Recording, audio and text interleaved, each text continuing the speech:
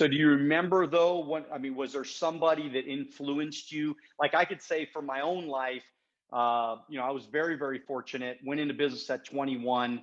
Luckily for me, the guy that was mentoring me was one of the most successful people in the entire organization. So I was very, very lucky to get coached and mentored by one of the best in our business. And then on top of that, I really dove into a lot of Tony Robbins and learned how my brain operated, which was really helpful as a younger man. And then, of course, like even guys like Tom Hopkins, taught me how to close, how to influence people, and so through the years, I've had a lot of different mentors, but those are kind of the first ones that really, I think, built my foundation of who I am today. So, do you have anybody that Yeah, I do. I would say on a very rudimentary level, it is as simplistic as it sounds, was my high school football coach. He always was a big believer in, always, leave it on the field, like basically give it everything. Don't walk off with anything, and always give back. And I always donate back to my high school because of that. Because I remember that, and it was like, it wasn't a well-to-do high school. So we got our pads and we got our shit when somebody would donate money. And so I always remember that. And, he would always say, never forget where you came from. And I just, something that resonated with me. Now, as I progressed through, I was trained by a gentleman named Marshall Silver, who was a hypnotist. And he teaches you mindset, very much Tony Robbins, that very same caliber. And Marshall had a very, very large impact on me on how I think and self-limiting beliefs, and why you make fun of someone, why you make fun of yourself, why you have this self-defeating thought process that we all have. And that was very, very instrumental. And I'm still friends with him to this day, and he still helps me when I need something. I'll call him. But he was probably one of the most influential people. Other people go like, oh, I didn't get anything from him. So I think the teacher appears when the student is ready. I think at that time I was ready for the message from him. Another gentleman, Brad Sugars, who owned a whole. I just wanted to jump in just real quick. Marshall is actually, he actually came to my home and we did our podcast in the backyard. So if you get a chance, go just YouTube Daniel Alonzo Marshall Silver, and you can see the interview that I did. He was on the podcast, but oh my God, that dude is a total stud. We had one of my favorite, that still to this day is one of my favorite podcasts. I think I've done 150 so far. And that really is one of my favorite all-time podcasts. Marshall Silver, amazing, amazing dude. So go ahead, continue. Yeah. And I've stayed at his house in Oceanside and Vegas. He's a great guy. If you want to learn about yourself, and if you're ready to accept them, like if you're ready to really, I tell people, don't ask if you don't want to know the answer. Marshall's the kind of guy that if you don't ask him if you don't want to know the answer of where you're having challenges, because he will figure it out and he will tell you.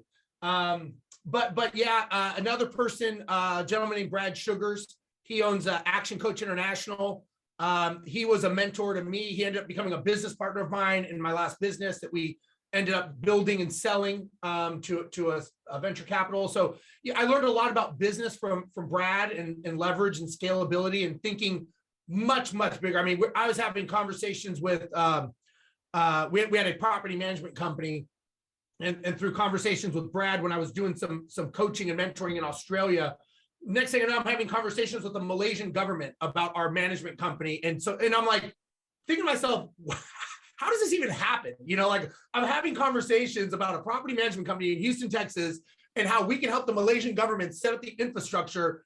And you know what I mean? So I'm just a big believer. Like you never know where the road's going to go, man. It's like, it's a river, man. Jump on it and go with the ride, and that's just my perception. So I would say those two people probably had the largest impact, and still to this day, you get other people that come in for a short time to help you with one thing or another. But I would say those two guys are very impactful. And they're still friends of mine today that I still reach out to when I need something. Yeah, it's mentor.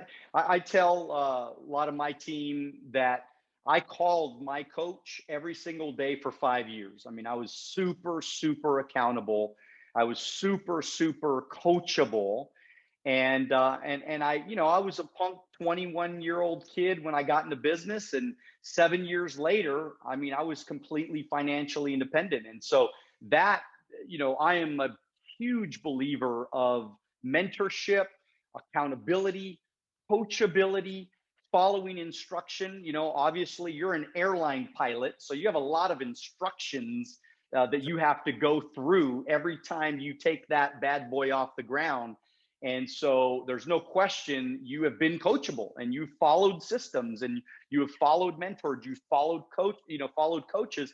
And that's probably a good reason, a huge reason why you're probably more successful than most. And so why, you know, why do most people fail? I mean, I mean, a lot of people that are watching right now or listening on the podcast, they are, they're kind of like, young entrepreneurs, small business owners. Why is it that you see so many small business owners go out of business, or small investors go out of business and just not make it? That's a great question. And like you, I coach a lot of people, and I've done it around the world. So I've seen different businesses, and I forget the number, 95% fail within the first so many years. But I look at it a different question. I go, what are the 5% that succeed? What do? They're not smarter. They're not richer. They don't work harder. So they do something that's different. And what I've learned is the reason why many businesses fail, first of all, is ego and pride. Number one, I would say those two things. People have an ego and pride issue that they are the actual reason that businesses fail. They are their own demise. And they won't get out of their own way. The definition of a business, as I was taught by my mentor, is a commercial, profitable enterprise that runs without you and has a sale date. So if you break that sentence down, commercial, profitable enterprise, that kind of makes sense, right? Running without you, that means it's run by systems, policies, procedures, and structure. And the reason it has to have a sale date is if it doesn't have a date that actually happens, you don't have a saleable asset. If you don't have a saleable asset, that means that you are involved in it. And if you're involved in it, you don't have a business, you have a job. Nothing wrong with that, but call it what it is, okay? So when you look at the people that are successful, they follow a recipe, just like baking a cake, right? You don't put the frosting on and then put it in the oven. It's not going to work. There's a recipe for success, and there's a recipe for failure. Now, when I coach, one of the biggest challenges when I coach people is they don't hold themselves accountable. They want to hold everyone else accountable, but themselves. I tell people the fish stinks from the head down. If they see you not doing what needs to be done, not answering to accountability, not showing up in time, they're going to go, well, he doesn't do it. Why should I? So to answer your question, I think it's not an easy answer, right? The people that are successful, they are very good and masters at leverage. I've never met, and I'll be curious if you know what you think. I've never met anyone who has been successful in any sports or anything, and they said, I did it myself. Nobody helped me. I was all alone. I've never met that person. So when you look at the successful people, you go, okay, what did they do right? They leveraged people, knowledge, money, systems, time. They're masters at leveraging other people, which means they let their ego and pride take a back seat. And so what a lot of times businesses fail is they don't have an end date, meaning they don't have a destination. It's a dream. It's not written down. So it's in that someday file. And they don't know, it's not constructed to ever be successful. It's constructed to be a job. And a job is like a motivation, which is like a battery, and it drains over time. So I guess where I'm going, I don't think it's a one-part answer. I think it's one of those things that they just have to understand what is going on with themselves as leaders. Because I think that if I can expand a little bit, if that's okay. I think there's a challenge that people do not understand management versus leadership. So a leader is someone who inspires, they have a vision of where they're going, they cheerlead the team, and everybody looks to them as the shining light, the beacon of the company.